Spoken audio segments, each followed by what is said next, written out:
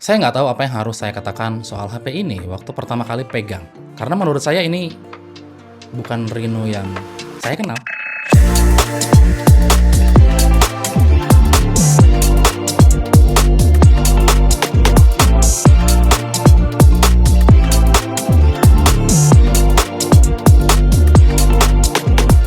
Ingat nggak gimana reaksi netizen waktu Oppo Reno 12 nongol di Indonesia? Itu HP abis kena bully sana sini.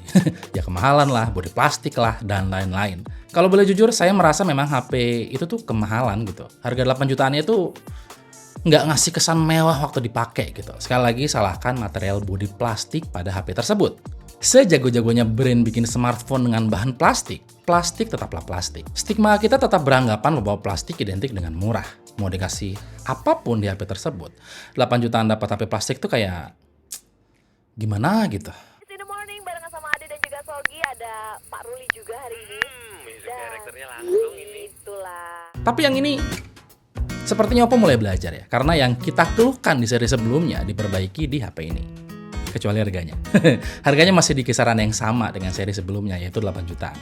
Tapi seri terbaru ini terasa lebih worth it, lebih layak dibanderol segitu gitu. Menurut saya, bodinya tuh solid banget ya, kerasa banget mahalnya. Tentunya karena penggunaan material metal di bagian frame. Minimal HP ini nggak malu-maluin lah di depan Galaxy A55 yang harganya lebih murah. HP ini desainnya tipis dan enteng banget, enak banget waktu digenggam gitu loh. Bodinya juga lumayan tipis. Yang bikin keren, desain kamera belakangnya tuh simetris. Ada dua lingkaran gede buat kamera utama dan ultrawide. Terus ada potongan berbentuk pil buat lampu LED sama kamera depth ya. Saya suka banget sama warna luminous blue ini ya, kelihatan laki banget gitu, anjay. Pokoknya untuk desain 2 jempol lah dari saya. Harusnya begini definisi HP mewah tuh, bukan malah pakai plastik. Tapi saya beneran nggak suka sama softcase bawaan di HP ini ya. Ya walaupun saya tetap harus makasih sama Oppo gitu, karena masih ngasih softcase di paket penjualan. Nggak kayak Samsung yang pelitnya naudzubillah min zalik gitu. Softcase-nya ini kayak rada nggak niat bikinnya gitu loh. Pertama dia tipis, terus desainnya jelek, dan nggak presisi gitu. Bagian belakangnya tuh nggak nempel sama bagian belakang handphone gitu. Jadi kalau kita tekan tuh, ya kendor gitu, dengerin deh. Kendor banget, kayak casing 10 ribuan gitu loh. Mewahnya HP ini tuh hilang waktu dipakein casing, sumpah. Tapi makasih loh Oppo, udah ngasih casing gratis. Karena ya walaupun jelek, tetap saya apresiasi lah. Intinya tuh desainnya cakep banget dan saya suka banget. Nah, buat yang penasaran, coba deh ke Erafone, terus coba pegang langsung di sana. Buktiin kalau saya salah. Wah, luar biasa ya. Kalau aku mau pilih Bunda aja, soalnya kan sebentar lagi udah mau mendekat hari Minggu. Untuk layar, saya akui layar di HP ini bagus banget ya. Mata saya atau mata kalian pasti bisa bedain mana layar mahal dan mana layar murah, hanya dengan sekali melihat aja. HP ini pakai layar AMOLED berukuran 6,59 inch. Pakai panel AMOLED yang kita semua tahu dia juara banget kalau ngomongin soal warna. Warnanya tajam, kontrasnya tinggi, dan warna hitamnya tuh buset pekat banget gitu. Pokoknya manjain mata banget lah waktu melototin si layar HP ini gitu. Karena kontrasnya tinggi, perbedaan antara warna hitam dan putih di layar AMOLED tuh jelas banget gitu. Detail gambar jadi lebih tajam, apalagi di bagian yang gelap gitu. Untuk brightness-nya sampai 1200 nits dalam kondisi peak ya. Saya coba lihat si layar di bawah terik matahari, enak banget lihatnya. Visibilitasnya itu bagus, kayak HP-HP flagship lah. Untuk durability, layar di HP ini dilindungi sama Corning Gorilla Glass 7i. Fingerprint juga diletakkan di dalam layar. Akurasinya cukup bagus, kecepatan baca sidik jarinya juga cukup bagus juga. No complain lah. Aku mau nangis. Aku mau nangis. Ayo dipilih di Triple Nighties. Kamu mau lagu yang mana? Ayo ada hadiahnya loh dari Kiss FM dan Aquarius Musik Indo. Lanjut ke hardware, perubahan juga terjadi di bagian ini. Masih sama-sama pakai MediaTek, bedanya di sini udah nggak pakai Dimensity 7300 energi lagi. HP ini pakai MediaTek Dimensity 8350 ya, SoC yang cukup ngebut dengan proses fabrikasi 4 nanometer. Hasil dari aplikasi benchmark sintetis nunjukin kalau SoC ini tuh ngebut ya. Di Antutu angkanya tembus di 1 juta lebih gitu. Jauh lebih ngebut dari Dimensity 7300 energi yang dipakai generasi sebelumnya, yang Antutunya tuh kayak cuma 800 ribuan gitu loh. Tapi soal stability, saya merasa SoC ini nggak lebih baik ya. Sayangnya, HP ini mengalami throttling yang cukup parah loh. Performanya turun sekitar 68%. Saya coba tambah pendingin eksternal, keadaannya sedikit membaik walau sama-sama masih throttling gitu. Experience main game di HP ini untungnya nggak terpengaruh banyak dari throttling yang dialami. Saya coba main Mobile Legends dan Smash Legends, masih kerasa nyaman-nyaman aja gitu. Saya juga nggak ngerasain adanya panas yang berlebihan di bagian belakang.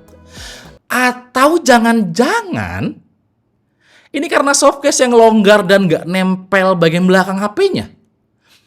Kalau bener iya, Oppo visioner sekali ini. Nggak nyangka saya. Keren loh Oppo. Storage di HP ini berukuran 256 GB dan sudah pakai UFS 3.1.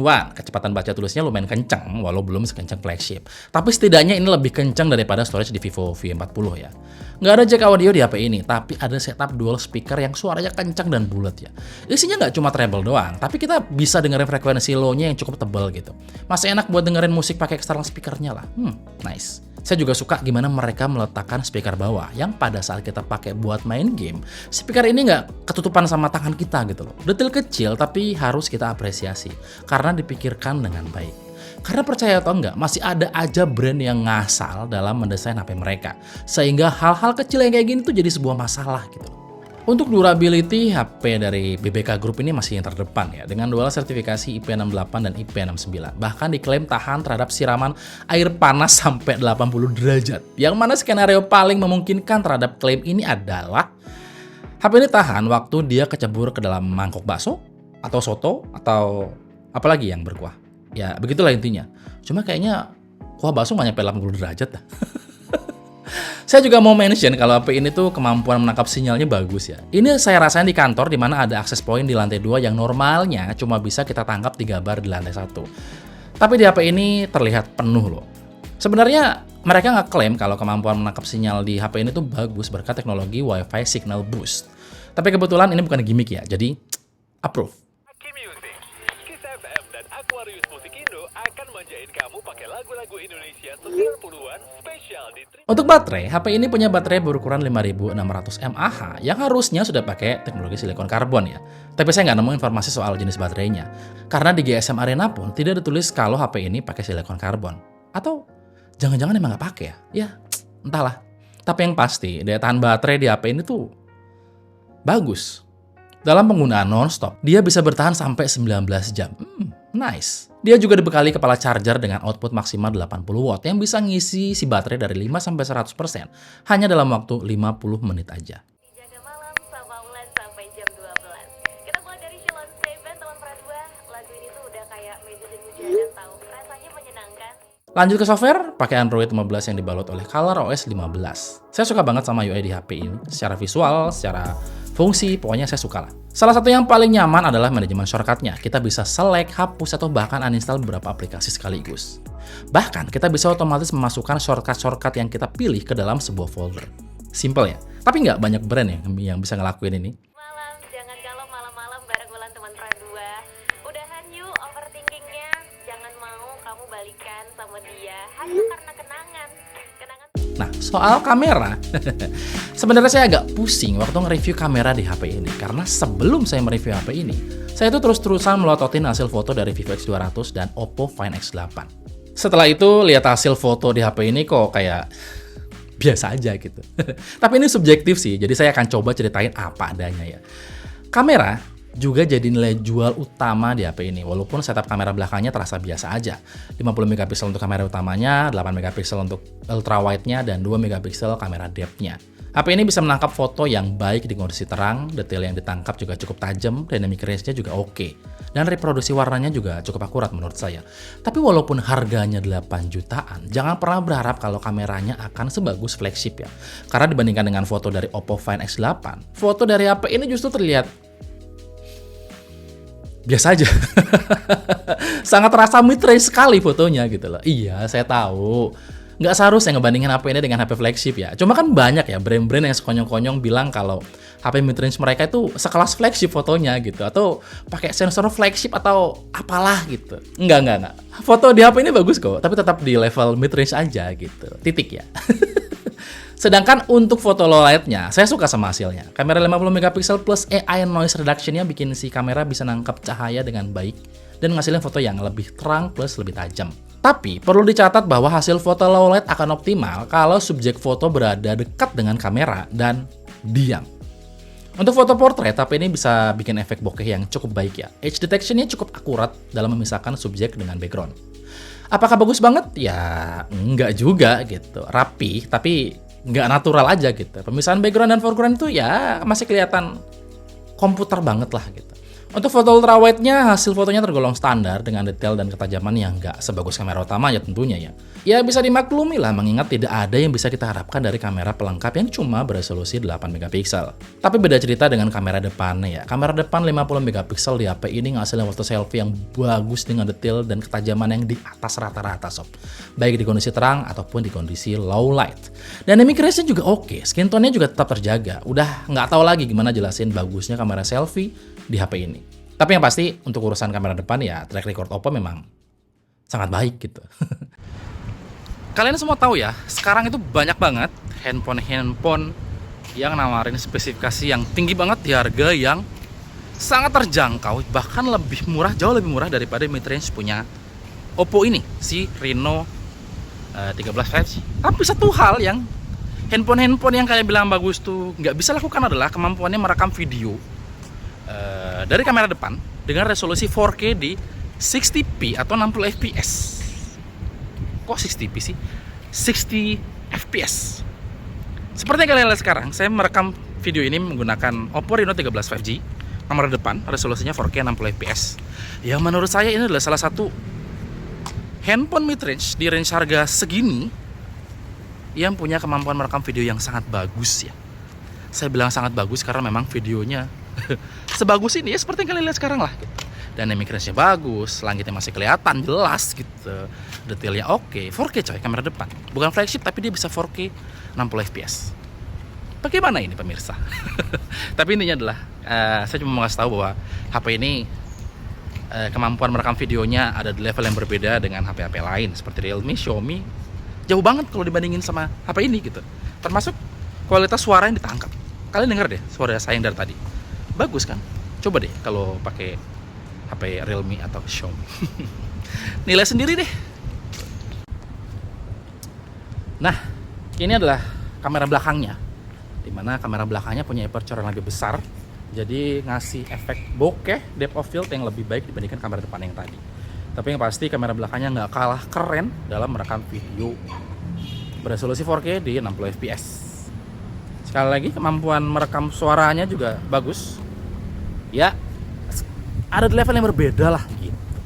Jadi kalau nyari handphone Android dengan range harga segitu 7-9 juta gitu, tapi memang concernnya kemampuannya dalam merekam foto dan video, kayaknya Oppo Reno 13 5G adalah salah satu yang terbaik selain Vivo V40.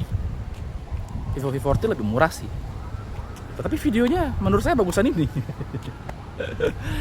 saya sebenarnya nggak punya tendensi apa-apa ya sama Oppo gitu. Kalau jelek saya bilang jelek gitu, kalau bagus saya bilang bagus gitu.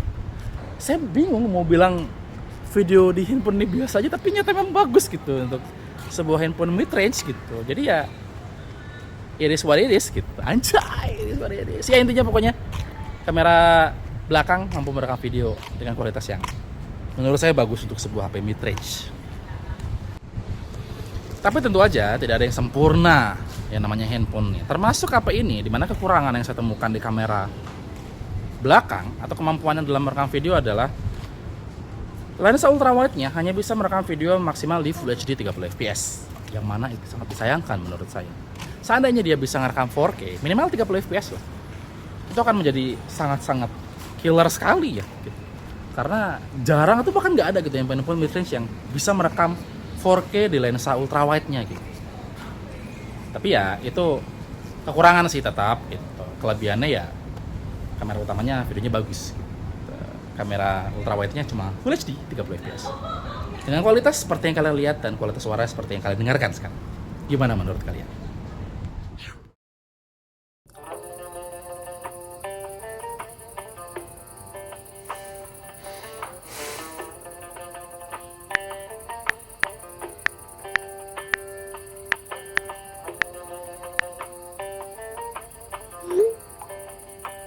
Kesimpulannya, untuk sebuah HP mid-range, Oppo Reno 13 5G ini sangat bagus menurut saya dan dapat pujian.